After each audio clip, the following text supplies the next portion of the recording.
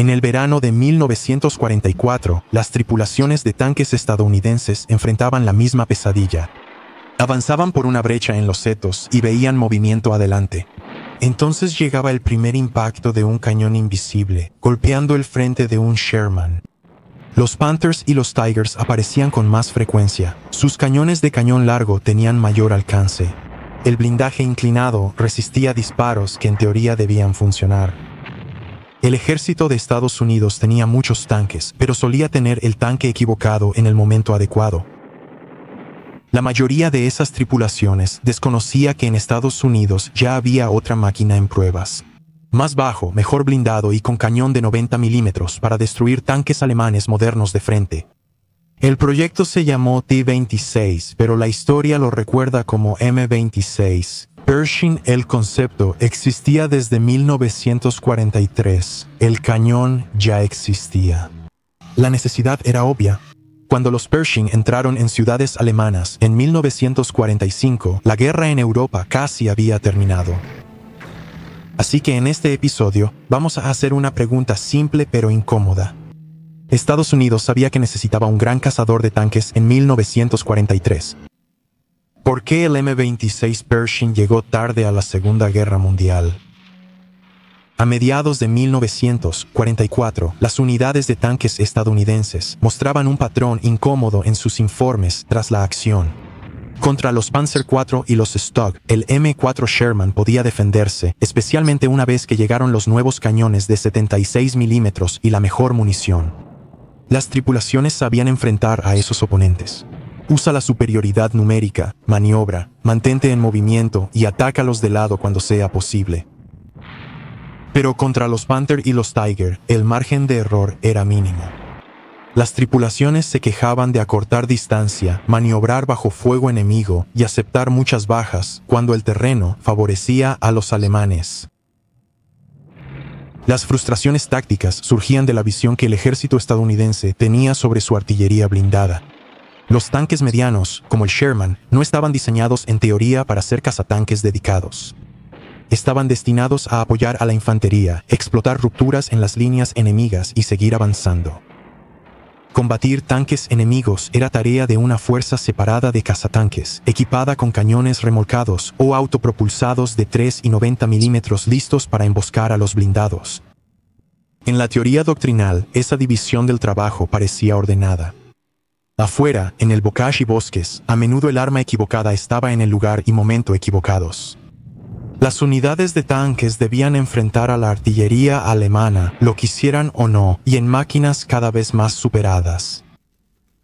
En el 1944-1945, tras la sorpresiva ofensiva de las Ardenas, el mando europeo enviaba mensajes más urgentes a Washington. Requerimos blindaje más pesado y un cañón capaz de destruir un Panther de frente, y lo necesitamos ya. La ironía es que en algún lugar de Detroit y en las pistas de pruebas de Aberdeen, los contornos de esa respuesta ya estaban bajo lonas. El Pershing no apareció de la nada en 1945. Su historia inicia en 1942, cuando los primeros alemanes entraron en producción. El Departamento de Artillería de Estados Unidos sabía desde el principio que el M4 era, en muchos aspectos, una solución temporal. Tenía un casco alto y un anillo de torreta estrecho, aunque la suspensión y transmisión estaban probadas, no eran ideales para aumentar el calibre del cañón ni añadir más blindaje. No había mucho espacio para crecer. Los ingenieros iniciaron la serie T-20, una familia de tanques experimentales T-20, T-22 y T-23, que probaron nuevas transmisiones, siluetas más bajas y nuevos cañones. Estos prototipos aún tenían cañones de 75 milímetros o 76 milímetros, pero ese no era el objetivo. Servían como pruebas para un tanque estadounidense de nueva generación. El ácido desoxirribonucleico del Pershing ya es visible en mesas de dibujo y bancos de pruebas. Blindaje más bajo y mejor inclinado que el Sherman, anillo de torreta más ancho para cañones mayores y suspensión de barras de torsión en vez de resortes de voluta verticales del Sherman. Estados Unidos se preparaba para un vehículo de combate más pesado, mientras que el M4 estándar operaba en el extranjero. Para 1943, la experiencia de combate en el norte de África y los primeros encuentros con el Tiger llevaron las cosas aún más lejos. La artillería propuso tanques que ya no eran simplemente mejores versiones del Sherman, sino algo claramente en una clase más pesada. Aparecieron dos nuevos diseños, el T-25 y el T-26. El T-25 era un tanque medio con cañón de 90 milímetros y blindaje similar al Panther. El T-26 tenía potencia de fuego similar, mayor protección y ya entraba en territorio de tanques pesados. En 1943, el Pershing ya contaba con su corazón, casco, barra de torsión, suspensión, anillo de torreta y cañón M3 de 90 mm. El concepto básico ya estaba ahí. La necesidad se estaba volviendo obvia. ¿Por qué las tripulaciones estadounidenses seguían enfrentando Panthers con Shermans en 1944? Aquí es donde la historia deja la pista de pruebas y entra a la sala de conferencias. La primera gran razón por la que el Pershing llegó tarde no tiene nada que ver con el acero o los motores, tiene que ver con la doctrina y la burocracia. En el ejército de Estados Unidos, dos poderosas instituciones chocaron por el desarrollo de tanques. Por un lado estaba el Departamento de Artillería, que diseñaba, probaba y construía el equipo. Las fuerzas terrestres del ejército, lideradas por el general Leslie McNair, definían la doctrina, el entrenamiento y las necesidades del ejército. En artillería, Gladion Barnes y Jacob Devers, de la Fuerza Blindada, observaron los tanques alemanes y buscaban uno mejor armado y protegido, con cañón de 90 milímetros. Ellos veían al T-26 como el sucesor lógico del Sherman y la respuesta a los futuros blindados alemanes. McNair y las fuerzas terrestres del ejército veían otra cosa. Para ellos, los tanques pesados parecían problemáticos. McNair priorizaba la movilidad y fiabilidad sobre el blindaje, prefería la estandarización y simplicidad en vez de varias familias de tanques y seguía confiando en la doctrina de cazatanques contra blindados enemigos. El T-26 parecía pesado, lento, requería mucho mantenimiento y era logísticamente incómodo. Sobrecargaría algunos puentes, complicaría el transporte y absorbería la capacidad de producción. Esa capacidad permitiría producir más Shermans y destructores de tanques. Durante 1943, cada vez que artillería pedía producción masiva del T-26, las fuerzas terrestres del ejército se oponían. No necesitamos un tanque pesado, ese era el mensaje. Mejoren el Sherman, construyan más destructores de tanques. A medida que la armadura alemana evolucionaba y llegaban informes de Europa y el Mediterráneo, este argumento se volvía más intenso. Artillería señalaba lo que esperaban enfrentar en futuras campañas. Pidieron series de producción para el T-23, T-25 y T-26. McNair se resistió. Según investigaciones realizadas después de la guerra, basadas principalmente en archivos de artillería, el general Devers finalmente pasó por encima de McNair y llevó el caso directamente al jefe del Estado Mayor del Ejército, George Marshall. El 16 de diciembre de 1943, Marshall apoyó a artillería. Aprobó la producción de 250 tanques T-26E1, anulando efectivamente las objeciones de McNair y dando luz verde al programa de tanques pesados. Eso parece el punto de inflexión cuando Estados Unidos decidió construir su destructor de panteras. Pero cuando observas el momento, empiezas a ver el problema. Esa decisión se tomó a finales de 1943. El diseño aún necesitaba perfeccionarse, las fábricas todavía tenían que prepararse, los proveedores aún debían organizarse, y las fuerzas terrestres del ejército no simplemente desaparecieron del proceso. Su escepticismo se tradujo en requisitos para más pruebas, más comprobaciones, más cambios incrementales, cada uno de los cuales costaba tiempo. Aunque Marshall lo aprobó, el T-26 debía probar que funcionaba en el campo.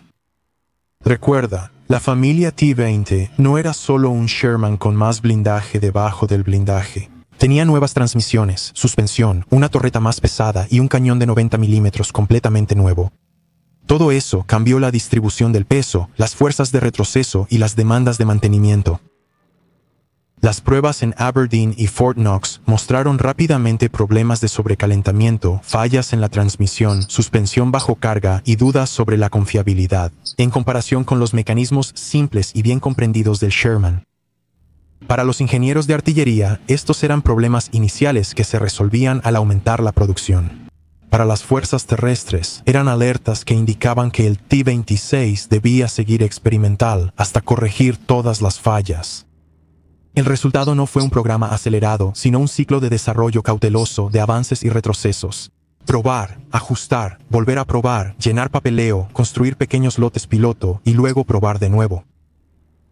Mientras tanto, el Sherman seguía saliendo de las líneas de producción por miles. Solo hasta finales de 1944, finalmente todo se concretó. Se estandarizó una configuración mejorada como el T-26E3, pues los comités de artillería la consideraron muy superior a cualquier tanque estadounidense de peso y velocidad similares. En ese momento, las órdenes de producción comenzaron a traducirse en vehículos reales, pero los calendarios importan. Para cuando se estandarizó el T-26E3, la guerra en Europa ya estaba bien entrada en su último año. La estandarización no coloca tanques en barcos mágicamente. Las fábricas debían reconfigurarse, los trabajadores capacitarse y los proveedores entregar componentes nuevos aún no probados. La producción total del T-26E3 inició en noviembre de 1944. En el primer mes, solo unos cuantos tanques salieron de la línea de producción. Para finales de 1945 había unos 2.200 Pershings, pero eso fue después de la rendición de Alemania. Para poner el nuevo tanque en combate lo más rápido posible, Artillería organizó un despliegue especial. Un equipo técnico liderado por el general Gladion Barnes escoltó 20 T-26E3 a Europa. A principios de 1945, esta fue la llamada Misión Zebra.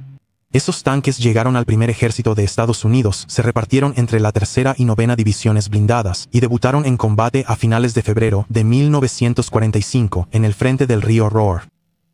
Desde ahí, lucharon hasta el Rin y más allá. En las famosas imágenes de Colonia, un Pershing se enfrenta a un Panther en una plaza de la ciudad destruida y gana frente a una cámara de cine que está grabando. Más Pershings siguen detrás de ese primer grupo. Unos 300 T-26E3 serán enviados a Europa antes de la rendición alemana. Solo unos 200 llegaron a las unidades de primera línea. Solo los primeros, quizá 20 tanques, participaron en combates registrados antes de que acabara la guerra. Individualmente hicieron lo que estaban diseñados para hacer. El cañón de 90 milímetros podía enfrentarse a los Panther y Tiger a distancias de combate comunes. El blindaje era bueno, las tripulaciones preferían su perfil bajo y viaje más suave frente al Sherman. En el combate en las calles de Colonia y en otras acciones menores, los Pershing demostraron que el concepto era efectivo. Pero operativamente llegaron en cantidades demasiado pequeñas y demasiado tarde para cambiar el panorama general. Para cuando el Pershing finalmente estaba haciendo el trabajo para el que había sido diseñado en papel, destruyendo tanques alemanes, el ejército alemán se estaba colapsando en todos los frentes, asfixiado por la escasez de combustible, los ataques aéreos y el puro desgaste. Eso nos lleva de vuelta a la incómoda pregunta: ¿pudo esto haber sido diferente? ¿Pudieron los Pershing combatir en Normandía o estar en mayor cantidad a finales de 1944? ¿Podrían más tripulaciones de Sherman haber tenido ese cañón de 90 milímetros y un blindaje más grueso antes de que terminara lo peor de los combates? Algunos críticos, mirando hacia atrás con el beneficio de la retrospectiva, argumentan que la respuesta es sí. Señalan que los ingenieros estadounidenses estaban trabajando en diseños más pesados desde 1942. Mencionan que el cañón de 90 milímetros existía y que Artillería pidió producciones más ambiciosas, pero fueron rechazadas.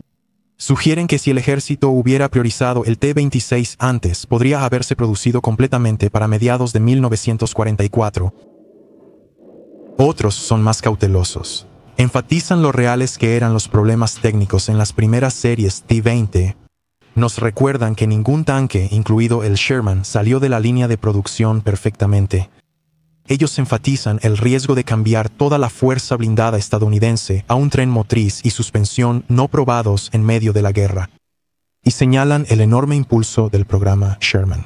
Fábricas, entrenamiento, refacciones y logística, todo basado en un diseño conocido.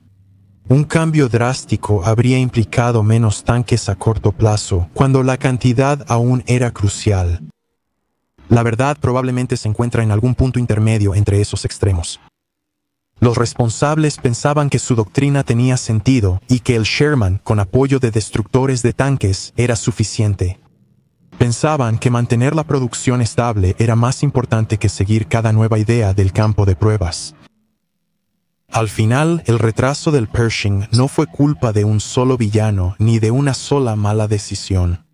Fue resultado de doctrinas que subestimaron el combate entre tanques medianos. De la fricción entre quienes diseñaban tanques y quienes redactaban manuales, los retos técnicos al producir una nueva generación de tanques y un sistema de producción de guerra optimizado para el Sherman que rechazaba cambios. A principios de 1945, cuando los Pershing finalmente cruzan el Rin, todos esos factores finalmente se han alineado a regañadientes. El tanque equivocado en el momento correcto ya no está solo. Ha llegado un sucesor mejor armado y mejor blindado. Es solo que la guerra para la que fue construido casi ha terminado. Estados Unidos siempre tuvo la capacidad de diseñar un destructor de Panther. En 1943 y 1944 le faltaba voluntad para romper sus hábitos doctrinales, burocráticos e industriales. Lo suficientemente rápido como para poner ese tanque en el campo cuando más importaba.